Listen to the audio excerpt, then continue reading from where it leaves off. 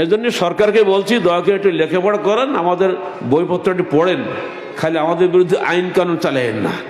আমরা সবসময় দেশের হিতাকাঙ্ক্ষী, সরকারের জন্য আমরা উপদেশদাতা। সরকারের লোকেরা, মন্ত্রী যারা আছেন, তারা অত লেখাপড়া জানেন না। তাদের সময় কোথায়? প্রতিপক্ষকে দমন করাই তাদের দিন রাতের একমাত্র উপাসনা, আরাধনা, ইবাদত। এ করলে তো হবে না। নেতা হয়েছেন, শিখতে হবে। আর এই করেই আজকের সরকারের মধ্যে কারা যে ঢুকছে আল্লাহ জানে। 50 বছর পরে এসে বল সব মূর্তি বানাও, সারা দেশে মূর্তি বানাও। কে মূর্তি কি হয়েছে? শেখ মুজিব মূর্তি বানাতে বললো না, ভাসানী মূর্তি বানাতে বলেন নেই, সোহরাওয়ার্দী বলেন নাই, ফজলুল হক বলেন নেই। যারা বাংলাদেশের স্থপতি, যারা প্রতিষ্ঠা করলেন, এই দেশটাকে স্বাধীন করলেন, তারা কেউই বললেন না আমার মূর্তি বানাও। আর এতদিন পরে এসে মূর্তি শখ হলো কেন? হিন্দুরা মূর্তি বানালে কেউ দোষ দেয় না, কারণ ওর তো হিন্দু, ওর তো মূর্তি পূজারই দাগ। রথযাত্রা সমারোহ কি, তারপর মহা ধুমধাম, ভক্তরা সব লুটে পথে করিছে প্রণাম। রথ ভাবে আমি দেব, পথ ভাবে আমি, মূর্তি ভাবে আমি দেব, হাসে অন্তর্যামী। এর অর্থ কি? রথযাত্রা দেখেন না আপনারা? রবীন্দ্রনাথ ঠাকুর টিটকারি করছেন, তাচ্ছিল্য করছে নাকি? রথ মনে করে ওরা বোধহয় আমারই পূজা করছে।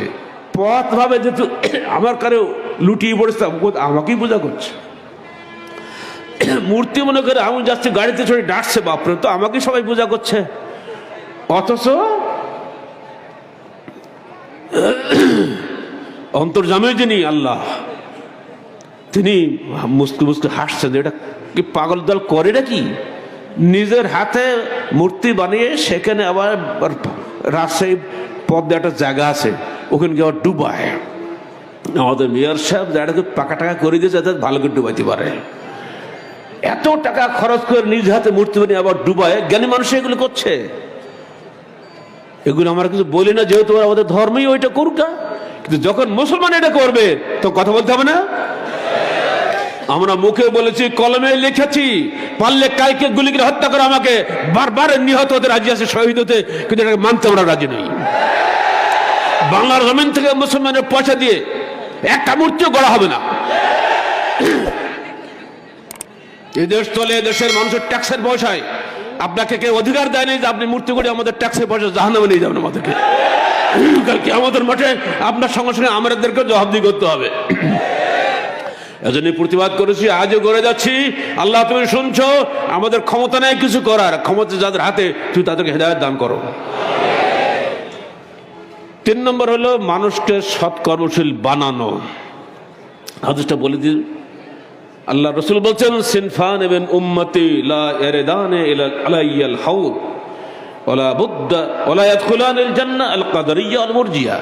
আমার উম্মতের 2টি দল আছে, যারা হাউস কাউসারে পানি পাবে না এবং তারা জান্নাতে প্রবেশ করবে না। এক দল হলো কাদারিয়া, এক দল হলো মুরজিয়া।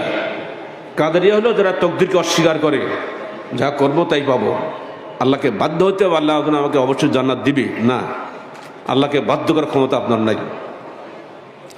আর এক দল হলো মুরজিয়া, যারা বলে শুধু বিশ্বাস করলেই চলবে, আমল ইমানের অংশ নয়।